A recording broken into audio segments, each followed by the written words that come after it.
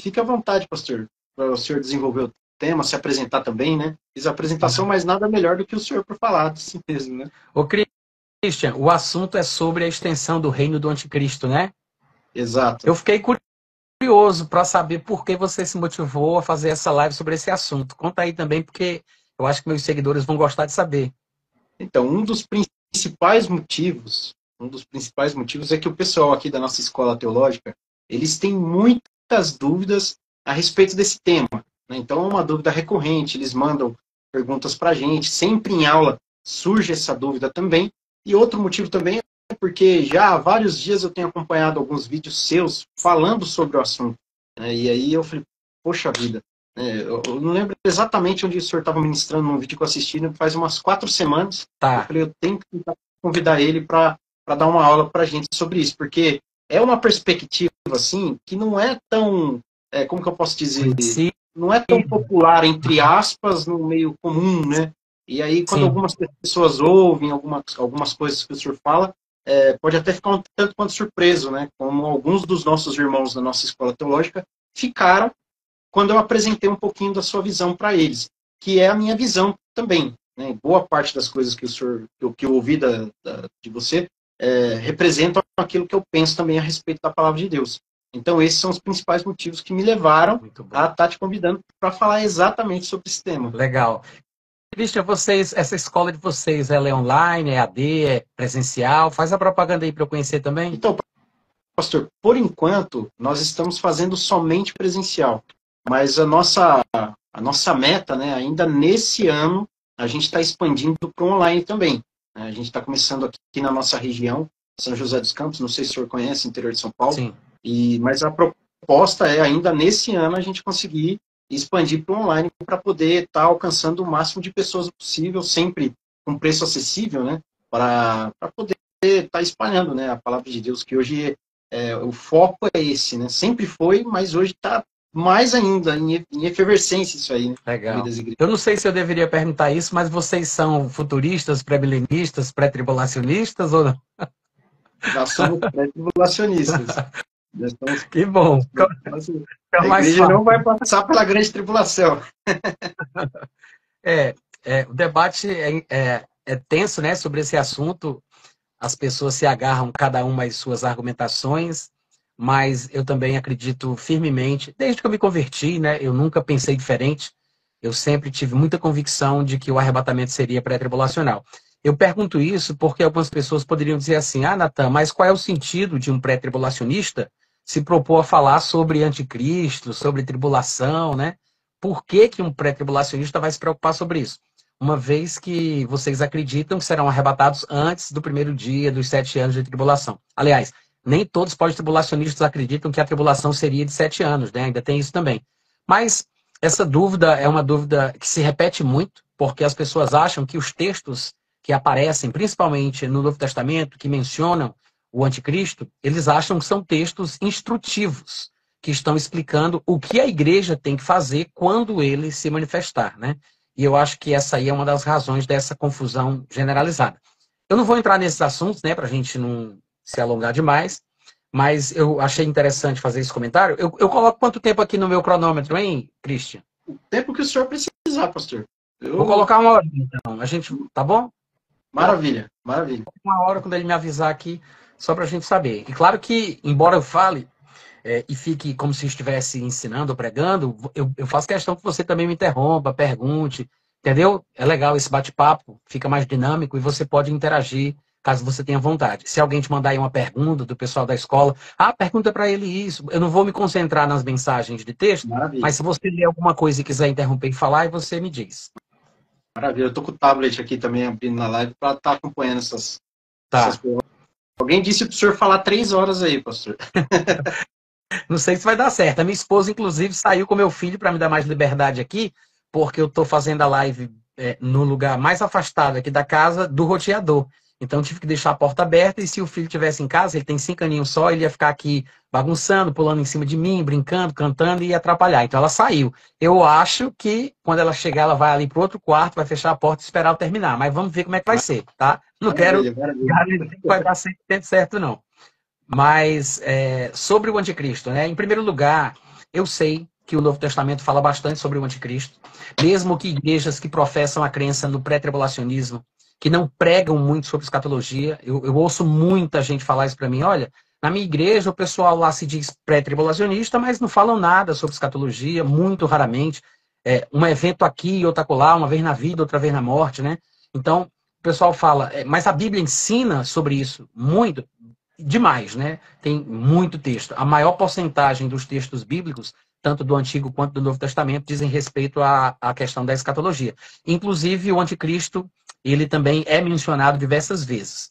Há vários textos que mencionam o anticristo. Jesus mencionou o anticristo, Paulo mencionou o anticristo, João mencionou o anticristo, 1 João 2,18, 1 João 4,3, 2 Tessalonicenses 2,5, até mesmo Mateus 24, 15 e 16, quando Jesus falou, todos são textos que falam sobre a pessoa do anticristo. E a importância da gente falar sobre o anticristo, mesmo crendo no pré-tribulacionismo, não é para que nós preparemos a igreja para enfrentar o pior período de todos os tempos que vai vir sobre a humanidade, né? Instruir o pessoal em relação a comprar alimento não perecível, comprar armas, construir bunkers, abrigos sei lá, armamento antiaéreo, alguma coisa assim. Não é nada disso. É porque a Bíblia diz que toda escritura inspirada por Deus é útil para ensinar, educar, corrigir, repreender.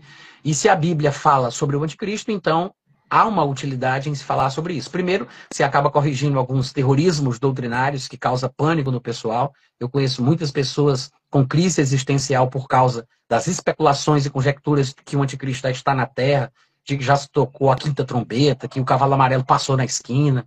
Tem muita gente falando sobre diversas coisas, né? Algumas pessoas recentemente, ficaram me falando que até a marca da besta já estava sendo colocada nas pessoas, estavam achando que era uma vacina ou outra, estava sendo transmitido um tipo de, sei lá, elemento quântico que seria ativado por Bluetooth e as pessoas seriam controladas, que essa era a marca da besta, que o anticristo ia dominar o mundo todo. Então, quando você ensina o que a palavra de Deus diz sobre o anticristo da forma correta, você corrige e você repreende os exageros, né, trazendo ensinamento e educação, a fim de que todo homem seja perfeito e perfeitamente habilitado para toda boa obra. Não tem como a pessoa estar em paz para fazer aquilo que deve se ela não tem organização das ideias, se ela não entende exatamente o que a Bíblia diz. Então, não é porque a gente não vai passar pela tribulação, não é porque a gente não vai conhecer o anticristo ou ser perseguido por ele, que não podemos ou não devemos falar sobre o assunto. Há muitas histórias do passado que refletem coisas importantes da história de Israel que a gente também não viveu. E mesmo assim a gente usa isso como fundamento e princípio para o ensino cristão. Da mesma forma que a gente não viveu, mas a gente fala, a gente não vai viver e nem por isso vai deixar de falar, né? Não é porque eu não vivi coisas do passado que eu não vou falar sobre isso. Da mesma forma, não é porque eu não vou viver certas coisas do futuro que eu também não vou falar sobre o assunto. Então, a Bíblia ensina bastante sobre o anticristo. Mas como o objetivo da gente aqui, e eu sei que pode deixar muita gente com dúvida, mas como a gente tem que manter o foco, e o nosso objetivo é falar sobre o fato de que a Bíblia ensina que o domínio dele não será como se pensa popularmente, né? Como está no imaginário popular, que ele vai dominar o mundo de uma beira a outra, né? Até os confins, de uma extremidade a outra da Terra. Então, a gente vai ter que passear somente por passagens que mostram isso. Eu acho que uma das passagens mais conhecidas, mais populares, embora o pessoal não perceba que também apoia esse pensamento, é Mateus 24:15, quando Jesus Cristo, mencionando as profecias de Daniel, ele disse: quando, pois, virdes o abominável da desolação do qual falou o profeta Daniel no lugar santo, quem lê o livro de Daniel entenda, os que estiverem na Judéia, fujam para os montes. O simples fato dele ter dito, tratados que estão sendo feitos, tá? O simples fato de Jesus ter dito, quando ele estiver no lugar santo, fujam da Judéia, mostra que vai ter um lugar para o qual as pessoas podem ir, que ele não vai ter domínio ou controle sobre aquele lugar. Se Jesus disse, quando ele estiver no lugar santo, quem estiver na Judéia, fuja. Primeiro, o lugar santo, ele é contido pela Judéia. O santo fica na Judéia. Não é qualquer outra coisa, está na Judéia. A Terra Santa, o Povo Santo, o Monte Santo, a Cidade Santa, o Templo Santo, o Santo dos Santos, é tudo lá, né? Se você for dando zoom em cada uma dessas descrições, você vai parar no Monte Moriá, que é o Monte do Templo, dentro do Templo e dentro do Santo dos Santos. lá onde está o lugar que vai ser profanado pelo anticristo. Então, ele disse que quando ele estiver no lugar santo, quem estiver na Judéia, fuja. Então, se Jesus recomenda que as pessoas fujam para fora da Judéia, é porque neste lugar o anticristo não terá o mesmo controle que terá quando ele estiver na Judéia, porque ele não é onipresente e não controlará todos os pequenos espaços da terra. Onde tiver uma pessoa viva, onde tiver uma alma humana, ele estará dominando e controlando, seja por ondas eletromagnéticas ou frequências de rádio, ou transmissões via Bluetooth, torres de 5G, 6G, o Diaba 4, né? Sei lá o que é que o pessoal vai inventar, mas ele não vai controlar o mundo todo como o pessoal imagina. Existem muitos textos que mostram que dá para fugir do anticristo. Eu espero, se eu conseguir, né, daqui até o final do nosso bate-papo, eu quero mostrar que, inclusive, nações, povos, países que serão controlados por ele, dominados por ele, estará, ainda assim, nesses lugares, pessoas que não seguirão, que não concordarão com ele, conseguirão escapar das suas mãos e não receberão a marca da besta nos lugares que ele controla. Ou seja, a gente vai falar aqui, eu vou mostrar que ele não controla o mundo todo, a Bíblia não dá base para se pensar que ele controla o mundo todo, e além disso, os lugares que ele controla não significa que todas as pessoas estarão subjugadas sem qualquer outra opção a tudo que ele determinar e tudo que ele fizer. Se ele dominar, por exemplo, sei lá, se ele dominar Israel, se ele dominar o Brasil, se ele dominar um determinado país, qualquer pessoa daquele país vai ter que receber a marca. Porque se não receber a marca, como o pessoal gosta de falar, a pessoa não compra, a pessoa não come, a pessoa não bebe, a pessoa não se veste, ela não se... Não é bem isso que a Bíblia ensina, né? Pelo menos não é assim que eu enxergo. Eu sei que existem grupos de passagens que usam uma linguagem que faz parecer que ele terá um controle absoluto e total, mas nós também temos outros textos, outro grupo de passagens que usam linguagens que demonstram que esta não poderia ser a interpretação mais correta, porque demonstram que o seu domínio será regional, local, em um determinado lugar específico. Embora seja uma vasta extensão de terra, ainda assim não será o mundo todo. Mateus 24, 15 e 16, então é o primeiro versículo que eu deixo aí para o pessoal. Não se esqueça desse texto. Quando, pois, virdes o abominável da desolação do qual falou o profeta Daniel, quem lê o livro de Daniel entenda, aqueles que estiverem, quando ele invadiu o lugar santo, quem estiver na Judéia, fuja para outro lugar, porque ele não vai estar dominando todos os lugares do mundo ao mesmo tempo. Ele não vai dominar a terra toda. Pastor, agora, nós vemos... Pode falar. Só uma pergunta aqui que me veio à mente, e me pediram para fazer para o senhor. Por mais que a igreja não venha passar pela grande tribulação, a igreja ela vai conhecer, ou pelo menos ver a manifestação do anticristo? Eu não sei te dizer. Eu sei que nós temos um texto que chega perto de explicar isso, que é 2 Tessalonicenses capítulo 2, que fala que o anticristo ele só se manifesta depois da retirada do corpo de Cristo da terra. Depois que ele se manifesta, aí sim se inicia o dia do Senhor, que é uma espécie de sinônimo para o período tribulacional. Então, esse texto, ele nos faz pensar que a manifestação do anticristo depende primeiro da retirada do corpo de Cristo, né? Porque quando o Espírito Santo parar de atuar na terra da forma que ele atua, então aquele que o impede de se manifestar já não estará mais no caminho, será retirado e aí ele se manifestará. Então, com base nesse texto, normalmente a resposta... Tá voltando o áudio para cá, viu? Não sei o que tu fez aí de diferente, mas começou a vir o áudio para cá. Então, o que acontece? 2 Tessalonicenses 2 dá a entender que a manifestação do anticristo só acontece depois que o Espírito Santo for retirado, depois que a igreja partir. A igreja começa no dia que o Espírito Santo veio, que foi no dia de Pentecostes, e a igreja, o período da igreja na terra termina no dia que o Espírito Santo é retirado e o Espírito Santo leva o seu corpo, que é o corpo de Cristo, a igreja. Então, tem começo, meio e fim.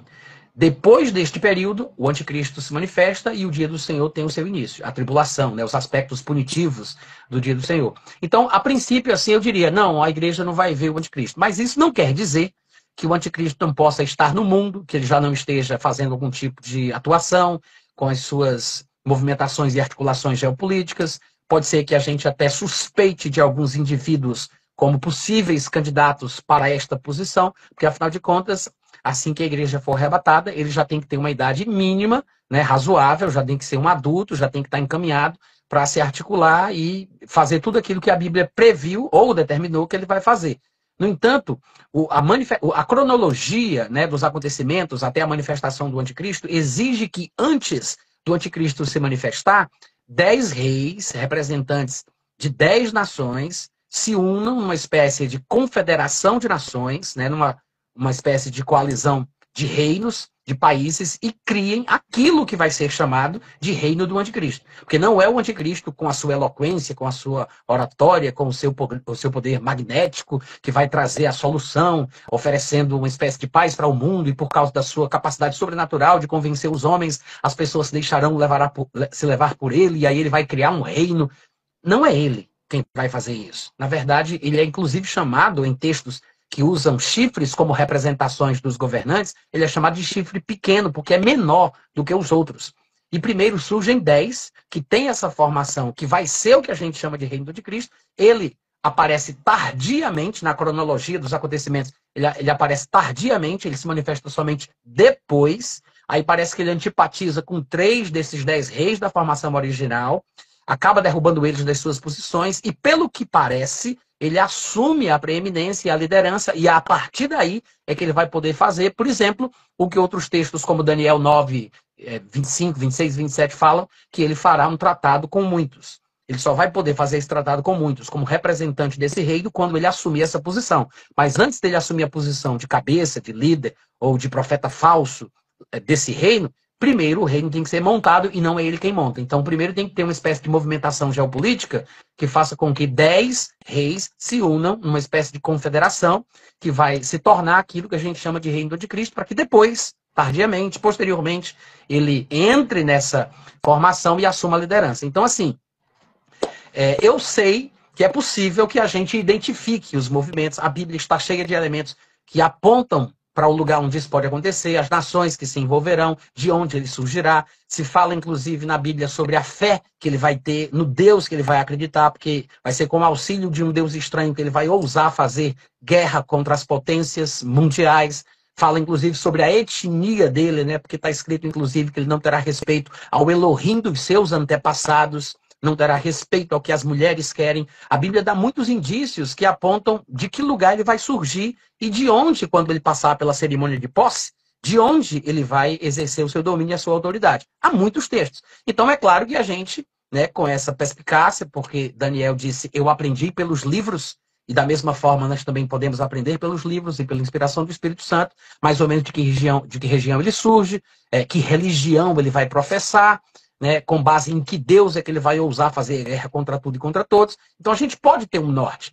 Mas eu acho que você salientar isso como se fossem instruções práticas de como a igreja deve estar preparada para enfrentá-lo, aí você já desanda, porque as pessoas não querem só saber, elas não querem apenas ter conhecimento, não querem apenas proferir a verdade, elas querem se preparar, né?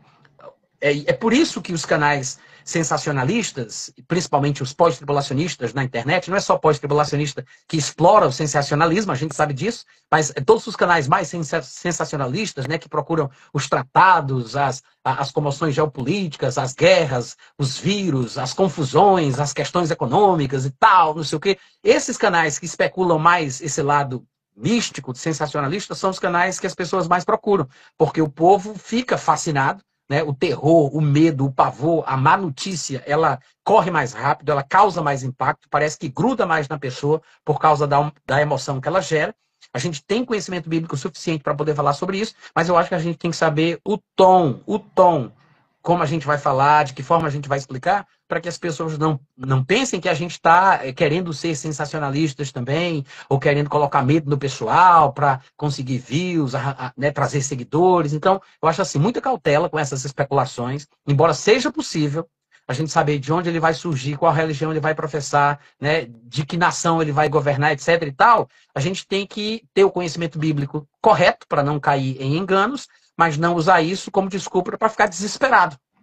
Porque tem muita gente ficando desesperada. Mais algum comentário, Christian? Fala aí.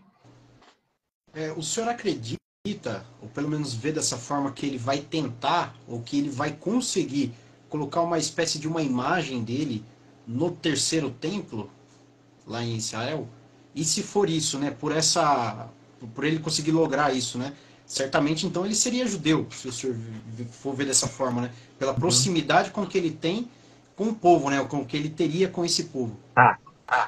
Excelente pergunta, excelente. Sei que é uma dúvida popular essa questão.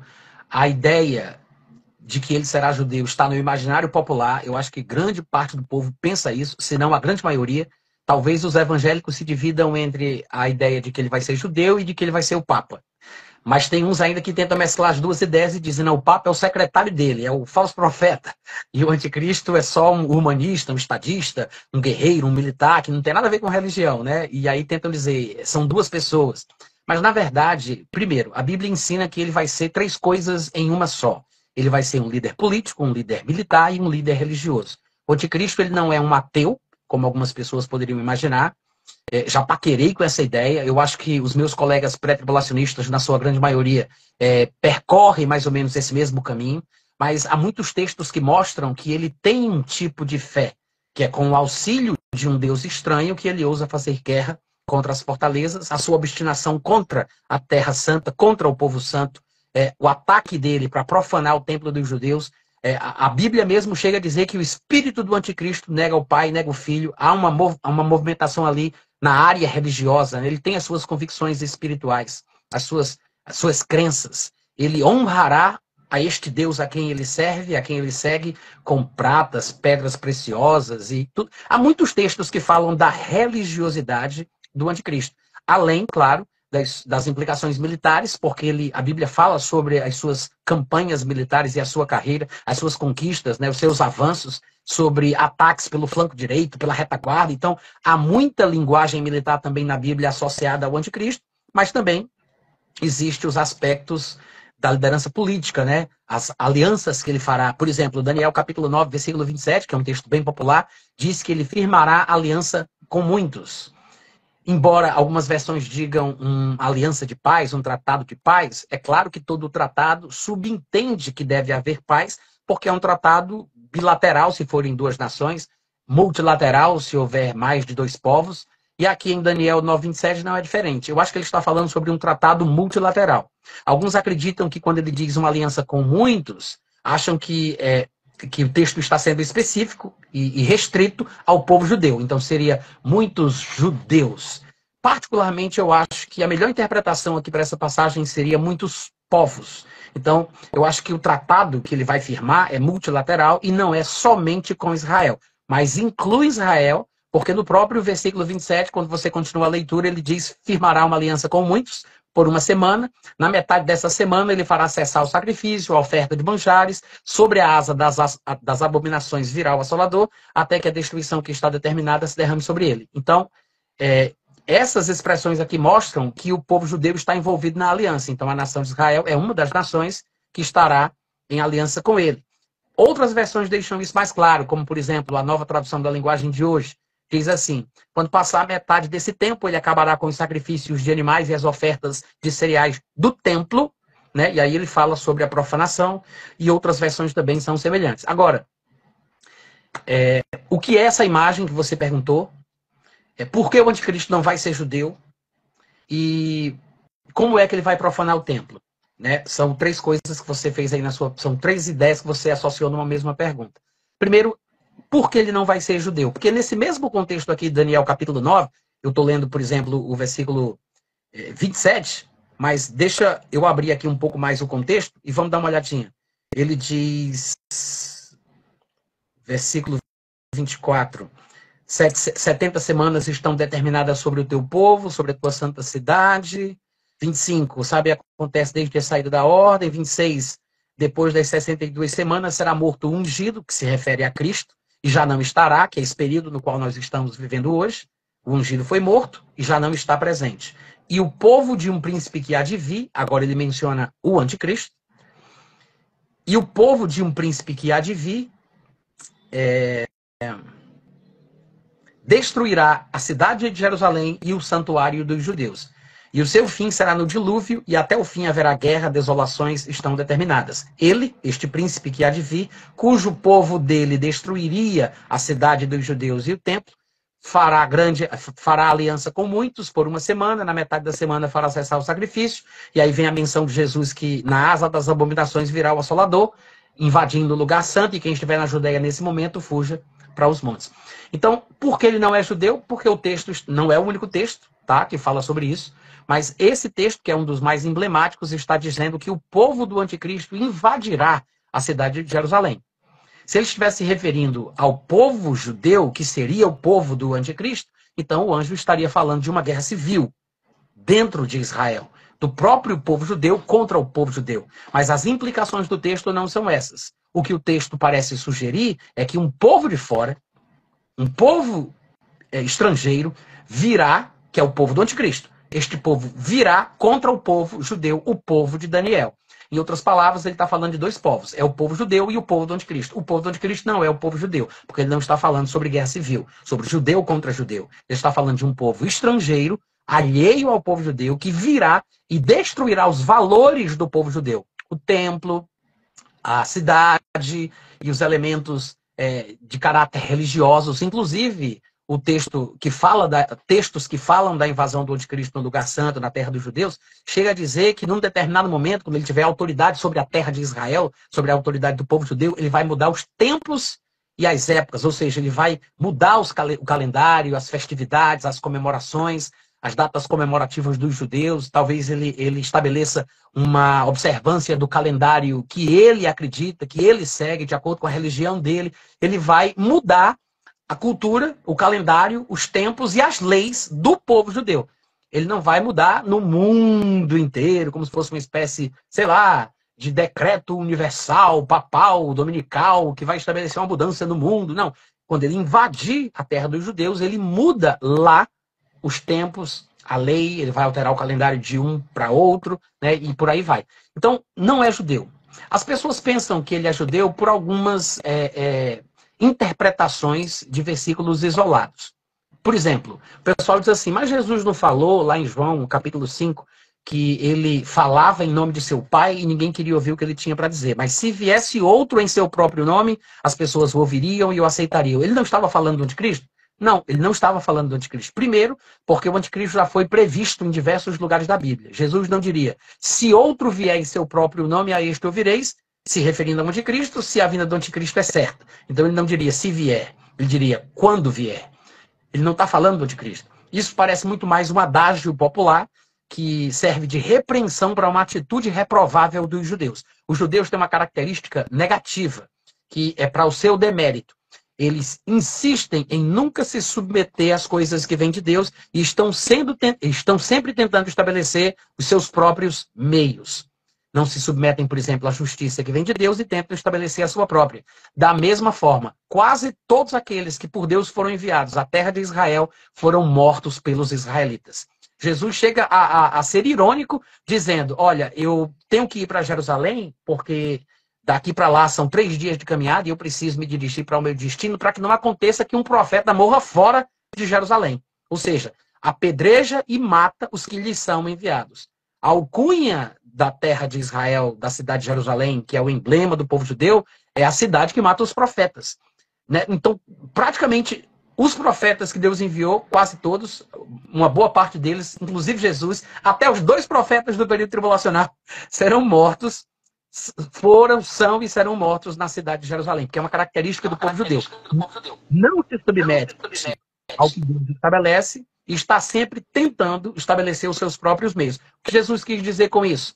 Eu vim em nome de meu Pai, mas não me recebeis. Se outro vier em seu próprio nome, a este recebereis. Jesus estava dizendo que se alguém se levantasse para causar uma revolução política, uma guerra, um guerreiro, né? Alguém que dissesse, vamos libertar o povo de Roma, vamos libertar o povo, sei lá, dos gregos, vamos libertar o povo, vamos libertar... Todo mundo ia dizer, esse aí é o Messias, esse é a estrela de Jacó, esse é aquele que haveria de vir. É assim que eles fazem. Isso se repete na história de Israel de forma cíclica. Antes e depois de Jesus, há vários acontecimentos com esta característica. Me parece que Jesus estava falando sobre isso e não sobre o anticristo que viria, que seria judeu, que seria recebido e aclamado.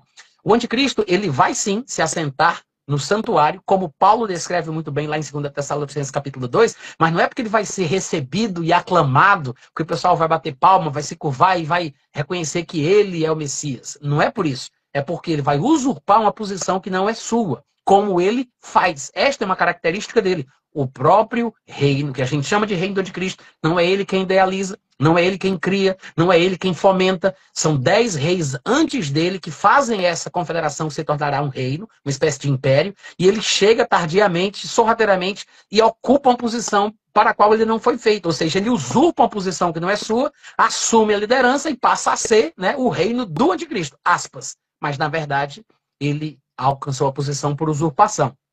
Da mesma forma, eu acredito que vai acontecer quando ele entrar em Jerusalém, quando ele profanar o templo dos judeus e assim por diante. Há muitos textos que mostram que o anticristo ele não será um judeu. E esse é apenas um deles, tá? Esse de Daniel, capítulo 9, que a gente leu aí, 25, 26 e 27. É apenas um deles. Mas eu acho que vai seguir mais ou menos o mesmo padrão profético da estátua de Nabucodonosor, por exemplo. Todos os outros imperadores, todos os outros impérios eram imperadores pagãos e impérios pagãos. Da mesma forma, o reino do anticristo ele também vai ser um império pagão liderado por um imperador pagão, que vai perseguir o povo judeu. Embora a expressão anticristo ela surja na nova aliança e pareça ter implicações mais religiosas e dentro do meio cristão, a gente tem que lembrar que o cristianismo ele surge da própria cultura judaica. Paulo chega a dizer em Romanos 15, 27, que nós, por exemplo, gentios que abraçamos a fé no Messias judeu, nós somos ou nos tornamos participantes dos valores espirituais dos judeus. Não viramos judeus, não nos tornamos israelitas por causa disso, nós somos gentios e mesmo assim somos filhos de Abraão, porque a Bíblia havia previsto que ele seria pai de muitas nações e não apenas da nação judaica. Então, mesmo sendo gentil, de acordo com a Bíblia, eu continuo sendo filho de Abraão por causa da minha atitude de fé, porque eu imito as pegadas de fé. Assim como um judeu não é considerado descendente de Abraão, por mais que seja fisicamente descendente dele, mas por não andar em fé, ele não é considerado como seu filho, um gentil é considerado filho dele, mesmo que não seja judeu. Tudo por causa da fé. Então, o que é interessante é que o conceito do anticristo, por mais que às vezes a aparição dessa palavra no Novo Testamento possa confundir alguns cristãos, na verdade é um conceito totalmente judaico, né? É o anti-ungido, é contra o ungido, é contra o Cristo, que é uma designação puramente judaica. O que acontece é que a Bíblia testemunha, tanto no Antigo como no Novo Testamento, a despeito dos títulos que sejam usados para ele, este homem ele vai ser o último inimigo do povo judeu na história que os homens vão viver antes do milênio, né? Antes do reino milenar do Senhor Jesus Cristo. É o último inimigo do povo judeu que há de se levantar na terra. Então, ele é o anti-Messias, porque o Cristo é um judeu ungido e o anticristo é um descendente de Ismael, no meu ponto de vista, que vai ser inspirado e preparado, empoderado por Satanás para lutar contra o povo judeu. Mas resumindo, ele não vai ser judeu. A profanação que provavelmente ele vai praticar diga respeito à sua postura de se colocar como o líder do povo judeu, porque ele vai conquistar várias terras, inclusive a terra de Israel, e vai assumir a liderança sobre eles, e vai ousar entrar dentro do santuário judeu e se assentar no trono como se fosse o próprio Deus, ou seja, ele vai assumir uma postura irreverente, ele vai fazer essa profanação porque ele vai usar o templo judeu para praticar as suas crenças religiosas. E isso vai profanar a santidade crida e preservada dos judeus. Eu acho que a profanação está associada a este conceito. É usar o templo dos judeus para fazer uma coisa que não tem nada a ver com a crença judaica. E a questão da imagem, eu acho que aquilo ali diz respeito à construção de um templo, um monumento que faz referência ao império que teria sido destruído e vai voltar a viver, ou vai ser revivido, né? Porque lá em Apocalipse, quando se fala sobre uma das cabeças daquele bicho que foi ferida de morte e depois é curada, que faz com que as pessoas se alegrem, então essa imagem, né, esse ícone, que é a palavra grega que aparece lá, esse emblema, esse monumento, seja lá o que for esse templo, essa coisa que vai ser construída, é em homenagem ou em referência a este império que foi destruído e que vai ser revivido. Porque as pessoas pensam assim, ah, mas essa cabeça que é ferida de morte não é uma referência à morte e à ressurreição do anticristo? Não. Porque as cabeças da besta representam montes ou reinos, dos quais 5 já caíram, né? Um existia na época de João, que era o Império Romano, e outro haveria de vir. Mas esse que viria era um dos que tinha sido, não era na época de João, mas voltaria a ser. Então, um dos 5 assumiria mais uma vez a preeminência, e esta cabeça daria identidade à besta, que tem 7 cabeças, mas cada cabeça, ao longo da história da humanidade, dominou e formou a identidade desse bicho, né? Esse último bicho, essa cabeça vai ser um dos 5 que caiu, que volta à vida e assume a liderança mais uma vez, que dá identidade a ela. Aí você diz, então, qual é a aparência da besta? Apocalipse 13 explica. A besta que vi era semelhante ao leopardo, tinha boca de leão e tinha pés de urso, que são animais que também representavam outras nações. Mas a preeminência, a identidade líder, a cabeça que vai mandar nesta manifestação final, pelo que parece, vai ser aquela que é chamada de cabeça grega, ou o monte que representa o Império Grego. Não penso necessariamente que seja a Grécia no seu início, né, quando Alexandre o Grande estava vivo, mas talvez a Grécia no seu estágio final. Porque o Império Grego ele começa como um bloco só, representado ali pela parte de bronze da estátua. No seu estágio final, ele acaba se dividindo em 2, que não é Oriente e Ocidente, mas é Norte e Sul. Aquela divisão em 2 da estátua, ela acontece não no reino das pernas de ferro, mas no reino do bronze, que é o Império Grego.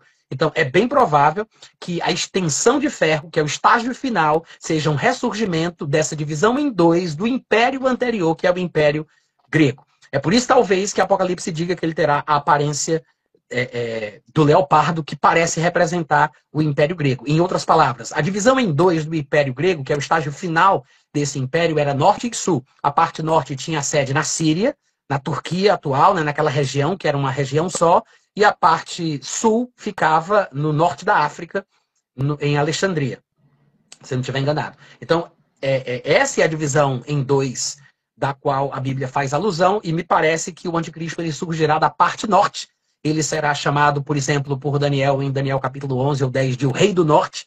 Todas as passagens que falam da vinda dele diz que ele virá das bandas do norte, do lado do norte, em sua manifestação final contra Israel. Então, para mim, o anticristo ele surgirá de lá e a sede do seu reino será lá. Então, esse monumento, essa imagem, é uma espécie de, sei lá, construção, templo, alguma coisa que vai ser construída e erguida em homenagem a este reino que tinha sido destruído e voltará à vida. Então não é um homem que morre e que ressuscita, é um reino, é uma das cabeças da besta, do bicho, né? Que é destruída e volta a viver. Na minha interpretação, eu vou dizer aqui de forma irresponsável, porque eu sei que não vai dar para eu explicar, eu tenho até um livro escrito sobre isso, que é a Bíblia, o Islamismo e o Anticristo.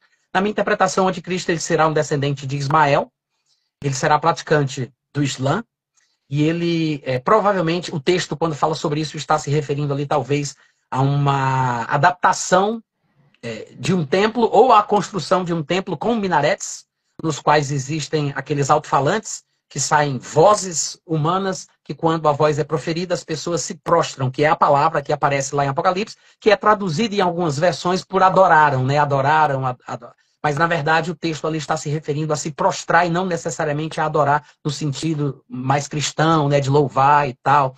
Ele está falando sobre o povo se prostrar diante daquele monumento quando a voz saía daquela... No sentido de submissão, né? Sim, também. No caso, pastor, uma pergunta. Uma pergunta e um comentário, né? O senhor falou aquela hora, alguns minutos atrás, sobre a imagem do Messias para muitos judeus, né? A gente tem um exemplo também da revolta de Bar Kokhba, né? Lá em 132, onde ele domina ali um pedaço de Israel, expulsa os romanos, e ele mesmo se declara o Messias, né?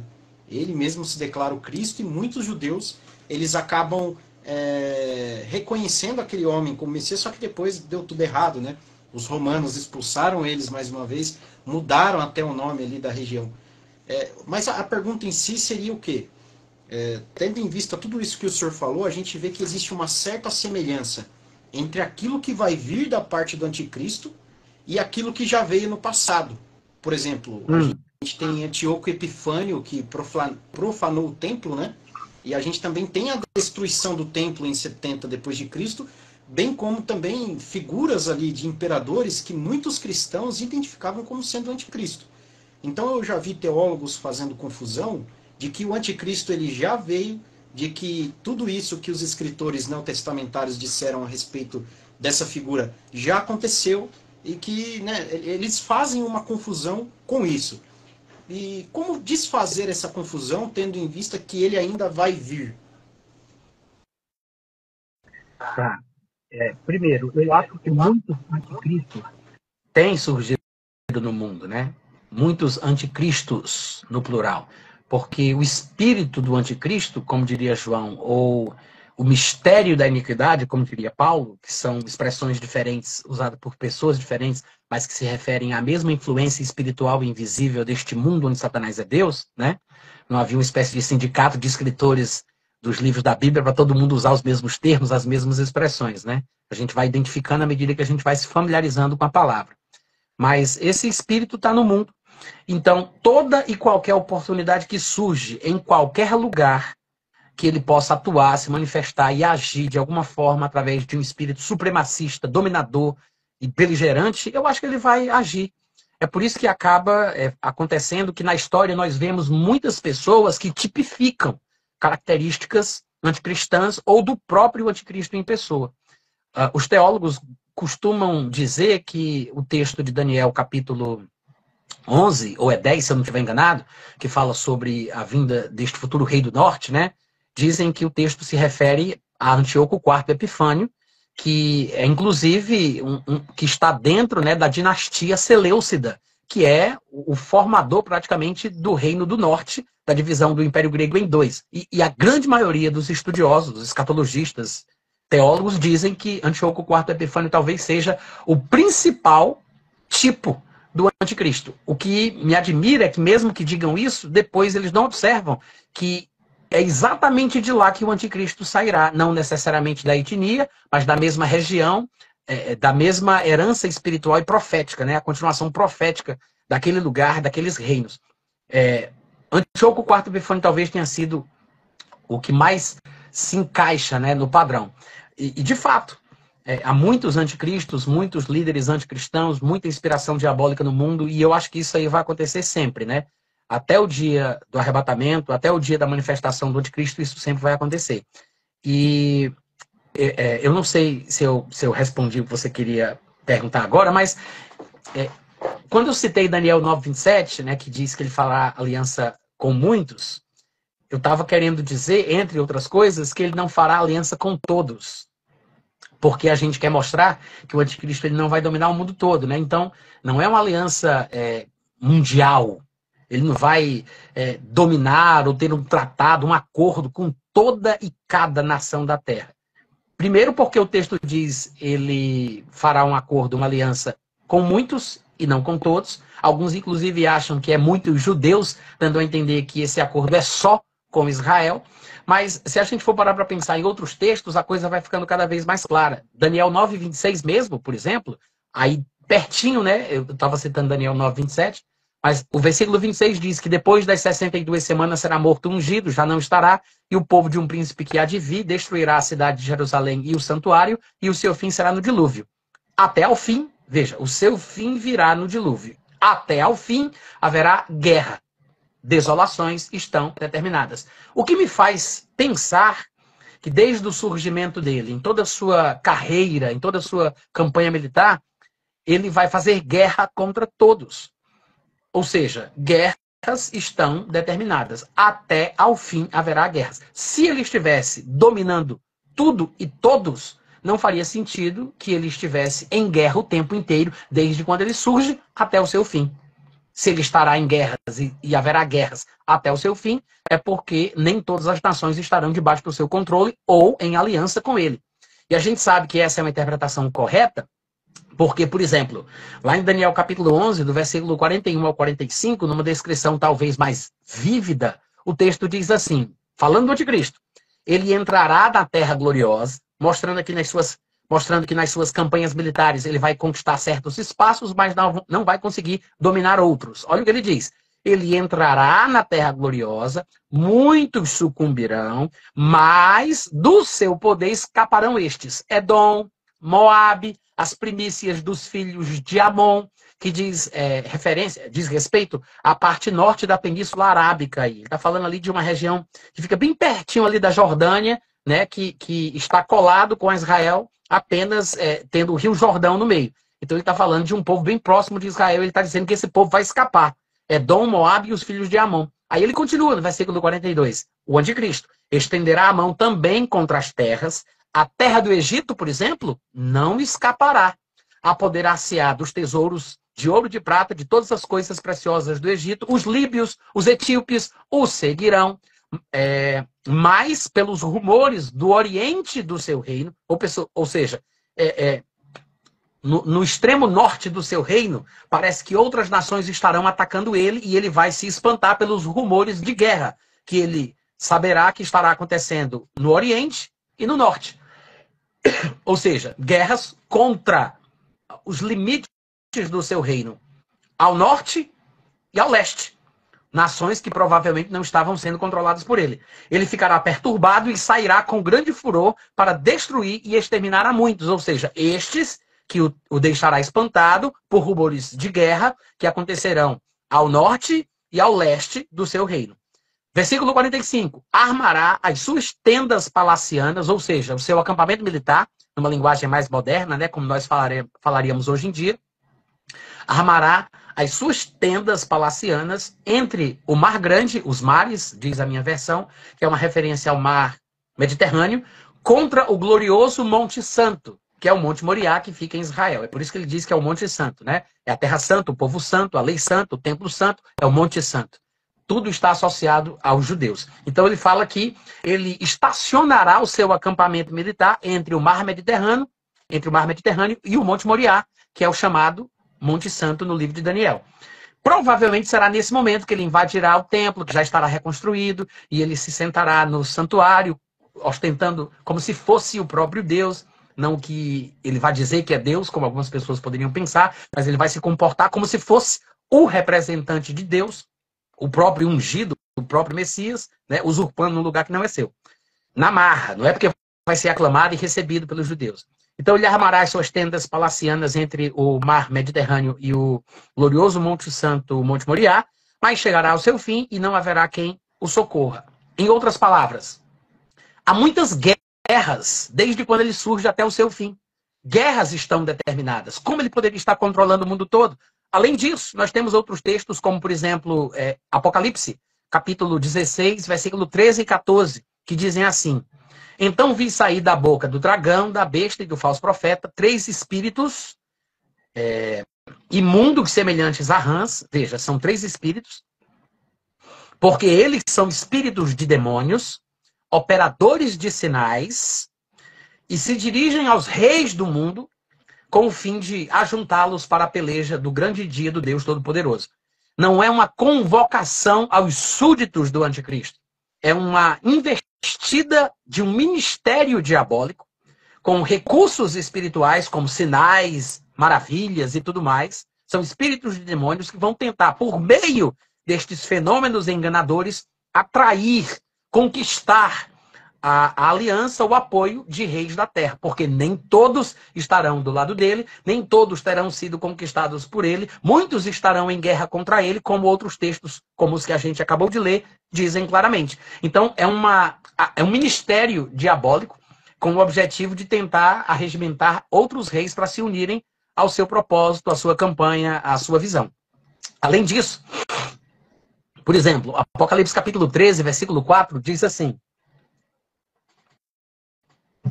E adoraram o dragão, porque deu a sua autoridade à besta, também adoraram a besta, dizendo: Quem pelejará? Quem será semelhante à besta? Quem pode pelejar contra ela? Ou seja, é uma intimação, né? É uma afronta, é uma declaração que você só faz quando existe público para ouvir.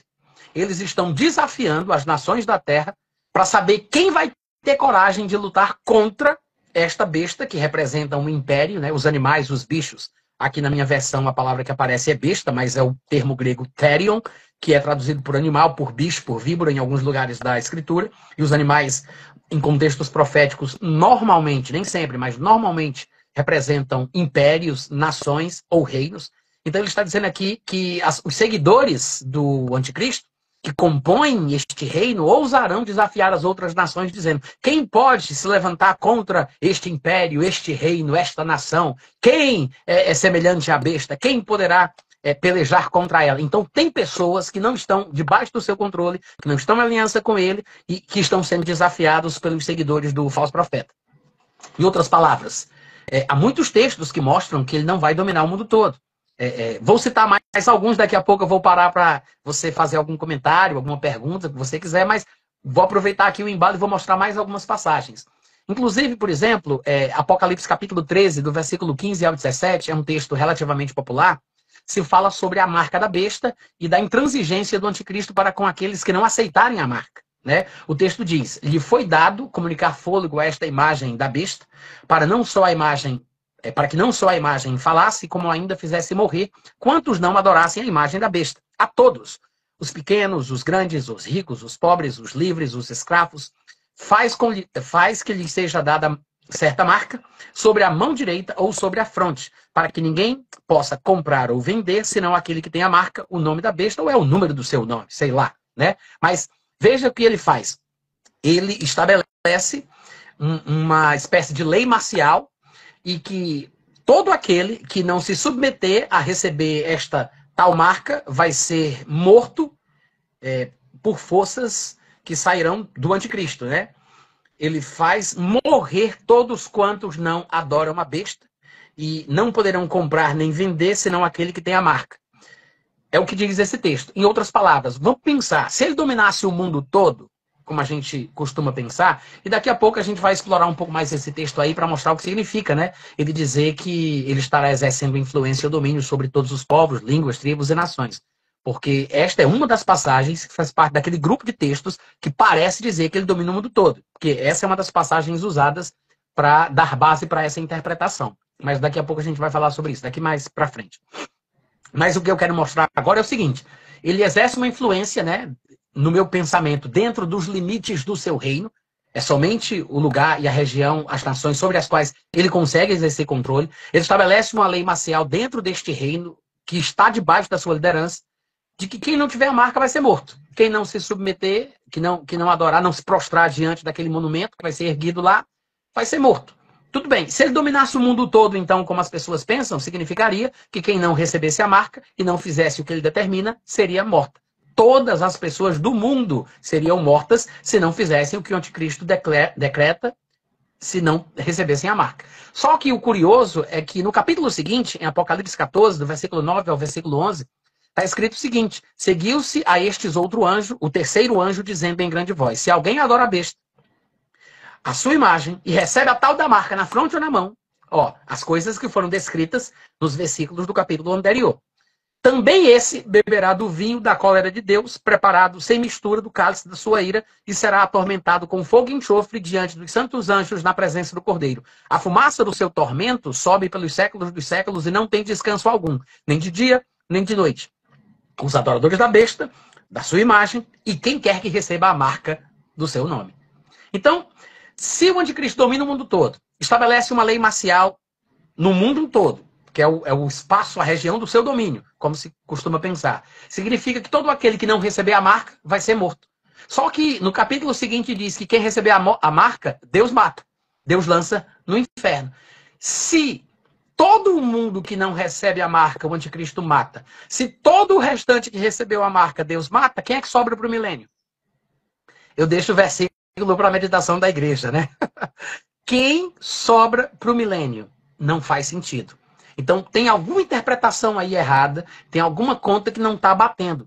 Que é justamente por isso que a gente consegue entender que, primeiro, ele não vai dominar o mundo todo, a despeito das expressões usadas em Apocalipse 13, a despeito de qualquer outro texto que possa parecer sugerir isso, né? Primeiro, ele não vai dominar o mundo todo, e mesmo nas nações que ele vai dominar, ele não vai conseguir estabelecer uma lei marcial que seja cumprida por todos que estiverem lá dentro. Gente, é impossível. O anticristo não é a encarnação de Satanás, ele não é onipotente, ele não vai ter controle absoluto sobre todos os que estiverem dentro do reino que ele domina. Não existe isso. Eu acho que isso está no imaginário popular por causa das lendas, né? Talvez até mesmo da indústria cinematográfica, dos filmes que o pessoal assiste sobre o anticristo. Talvez por causa de algumas interpretações até mesmo de pregadores, talvez, não sei. Mas não é isso que a Bíblia ensina. Por exemplo, em Mateus capítulo 25, versículo 31 e 34, é aquela passagem que fala que quando o Cristo vier, ele se assentará no trono da sua glória, as nações serão colocadas diante dele e ele dividirá, né? Assim como o pastor separa as ovelhas dos cabritos, ele dividirá as nações entre si e alguns serão chamados de benditos e outros serão chamados de malditos. Só os benditos entrarão no reino, o que significa que estes benditos terão vivido durante o período tribulacional e não terão recebido a marca, porque senão não seriam chamados de benditos e não herdariam o reino. Quando ele vem, ou seja, no final da tribulação, Jesus aparece no céu, divide as nações, benditos do meu Pai. Então, o anticristo não dominou o mundo todo, não estabeleceu a marca no mundo todo, não matou todo mundo que não recebeu a marca. Ele não tem esse controle, né? Além disso, Daniel capítulo 11, do versículo 40 ao 45, fala aquele texto lá que eu li, né? Eu não sei se eu li de fato, mas li uma parte dele que diz que ele entrará na terra gloriosa, muitos sucumbirão, do seu poder escaparão Edom, Moabe. Eu quero ler só o versículo 42 que diz assim, estenderá a mão, o anticristo estenderá a mão contra as terras, e a terra do Egito não escapará. Então, pelo menos esse texto mostra explicitamente que o Egito é uma nação que não escapará do anticristo. Ele conseguirá alcançar o Egito e se apoderará da nação. Inclusive, na continuação ali do texto de Daniel, como a gente leu, fala que ele vai se apossar dos ouros, das coisas preciosas, das riquezas do Egito, porque o Egito é uma das nações que ele vai conquistar. Só que o curioso é que em Apocalipse 14, do 9 ao 11, que a gente já leu, diz que quem receber a marca da besta vai ser lançado no inferno pelo próprio Deus. Mas ele vai dominar a terra do Egito. Só que quando chega em Zacarias 14, do 12 ao 18, falando sobre o milênio e sobre como vai acontecer, algumas características do período milenar, o texto diz assim, ó, eu vou ler aqui bem devagarinho. Zacarias 14, do 12 ao 18. Esta será a praga com que o Senhor ferirá a todos os povos que guerrearem contra Jerusalém. A sua carne se apodrecerá, estando eles de pé, apodrecer-lhes os olhos nas suas órbitas e lhes apodrecerá a língua na boca. Naquele dia, também haverá da parte do Senhor grande confusão entre eles. Cada um guerreará, cada um agarrará a mão do seu próximo, cada um levantará a mão contra o seu próximo. Ele está falando sobre quando, no final, durante as campanhas militares do anticristo, né, na guerra do Armagedon, ele vier contra a terra de Jerusalém.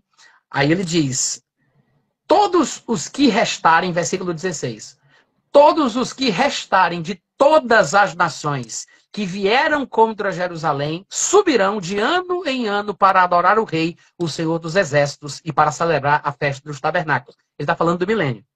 Ele está dizendo, os que restarem de todas as nações que vieram contra Jerusalém. Por que vieram contra Jerusalém? Provavelmente porque estavam dentro do reino do anticristo, se submeteram a ele, concordaram com ele, de qualquer forma foram juntos com ele contra a terra de Israel, contra a cidade de Jerusalém. Aí Deus diz, os que restarem, porque muitos morrerão, mas os que restarem das nações que vierem contra Jerusalém, né, deverão agir assim e assado. Aí no versículo 18, ele especifica a nação egípcia. Ele diz, se a família, olha que interessante, se a família dos egípcios não subir, nem vier, não cairá sobre eles a chuva, virá a praga com que o Senhor ferirá as nações que não subirem a celebrar a festa dos tabernáculos.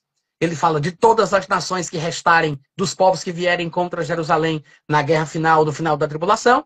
Mas aí ele diz especificamente que as famílias dos egípcios que não subirem.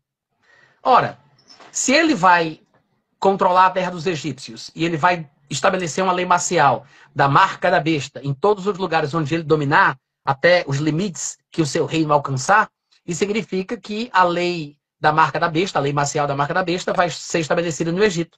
Mas egípcios escaparão e estarão vivos para poder usufruir do milênio. Por quê? Porque mesmo no Egito, uma nação dominada pelo anticristo, muita gente escapará.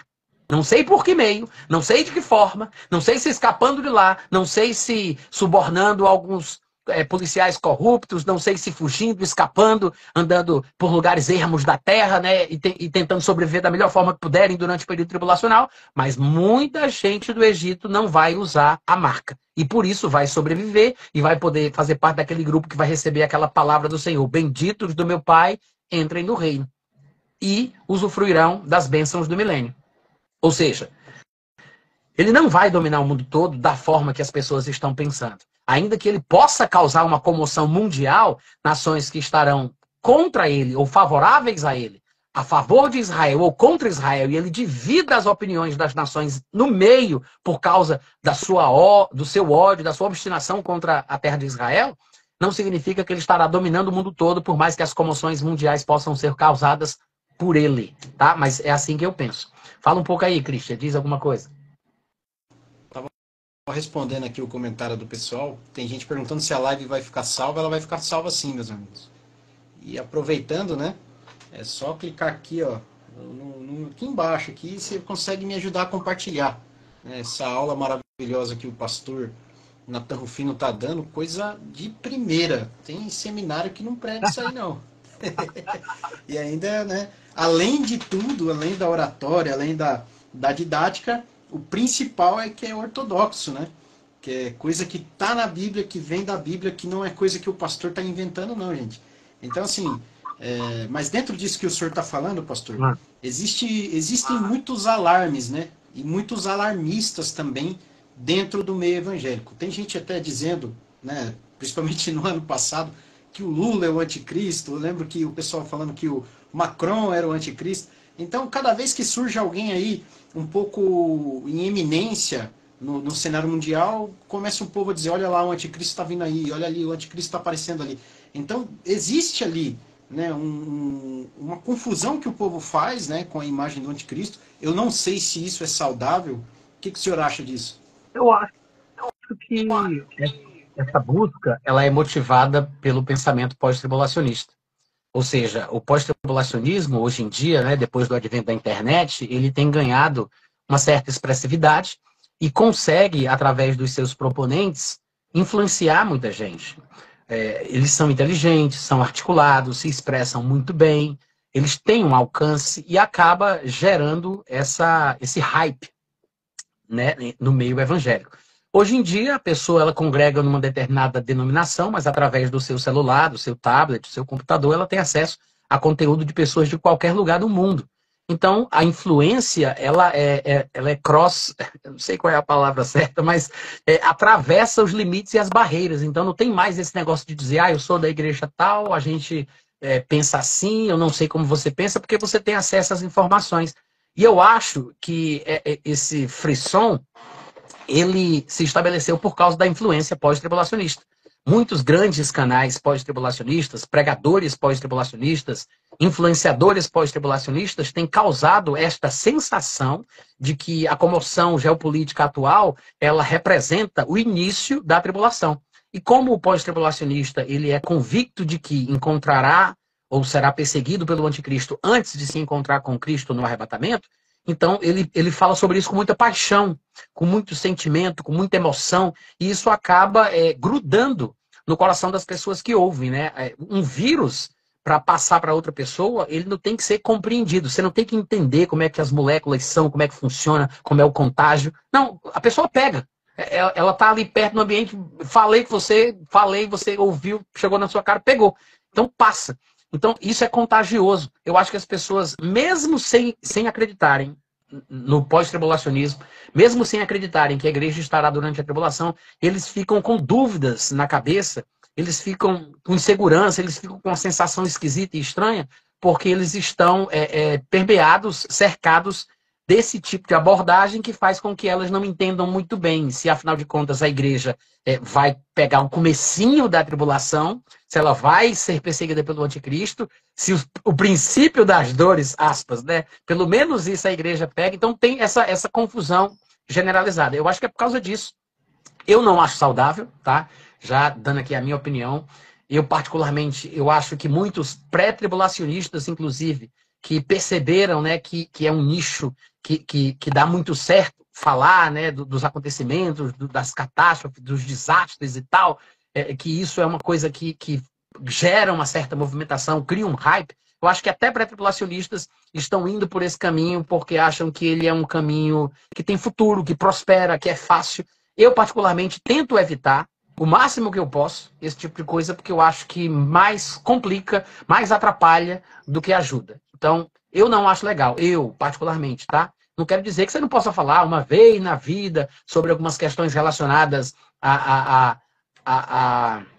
a deterioração moral, deterioração dos padrões do mundo, para deixar bem claro que o mundo vai de mal a pior e que isso é uma característica dos tempos do fim, mas você viver em cima daquilo, sabe, assustando o povo, isso me faz ter uma sensação muito péssima, porque o pré-tribulacionismo, todas as vezes que ele aparece na Bíblia de forma explícita, porque ele aparece de forma implícita e de forma explícita.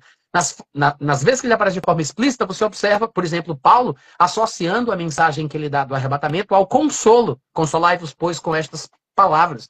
Mas essa forma de tratar, né, ainda que por pré-tribulacionistas, mas essa forma de chamar a atenção do pessoal, falando das desgraças, das misérias, das mazelas, dos perigos, né, do movimento de Satanás, do que Satanás pega, né, a culpa te pega daqui, te pega de lá, aquela coisa toda. A sensação que eu tenho é a mesma de estar olhando para um jornal secular, aí o cara fala um monte de desgraça, uma atrás da outra, né? Desgraça, desgraça, desgraça, desgraça, desgraça, aí no final diz, boa noite. É a mesma sensação. Um pré-tribulacionista querer falar das desgraças para poder tocar o povo e depois diz, mas consolai-vos com essas palavras. Não é compatível. Deixa os pós falar isso, né? E quem quiser ouvir pós, que ouça, mas saiba que pode acontecer de você ficar um pouco perturbado, que é uma característica da mensagem pós-tribulacionista. Trazer perturbação para a igreja, como aconteceu na igreja de Tessalônica. E eles nos acusam, eu já vi vários teólogos que o pessoal gosta, principalmente os pré-tribulacionistas, eles flertam muito com alguns teólogos pós, né? E eles nos acusam de sermos um pouco Nutella, né? Que a gente não quer, tem medo de passar pela grande tribulação, porque a gente não está preparando a igreja para passar pelo sofrimento e que eles já estão esperando o sofrimento e que se não passar está tudo bem porque eles já se prepararam para passar pelo grande sofrimento. Mas eu acho que não é esse o caminho, né? Eu acho que esse tipo de argumentação não tem lógica e muito menos conteúdo bíblico, né? Porque o pessoal, eles começam a zombar da nossa posição, sendo que a zombaria ela diz mais sobre eles do que sobre nós, né? Eu acredito que o melhor argumento para combater, ou pelo menos rebater um outro argumento contrário é a Bíblia, né? Principalmente se tratando do ambiente religioso. Eu acredito que a Bíblia é a base, é a fundamentação primeira e que deve ser usada sempre. Mas eu nem sou contra a utilização de figuras de linguagem, recursos de oratória, até mesmo o sarcasmo.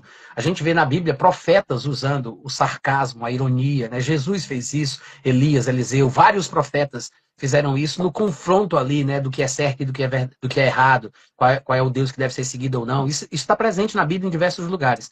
Eu acho que é um dos recursos do confronto, é válido. Mas a questão é o seguinte, tem uma lógica própria, né, para eles, na cabeça deles, faz sentido, porque se a igreja vai passar pela tribulação, o certo é preparar a igreja para a tribulação. O problema, como você bem disse, é que nós não temos textos bíblicos, neotestamentários, né, explícitos, que digam isso.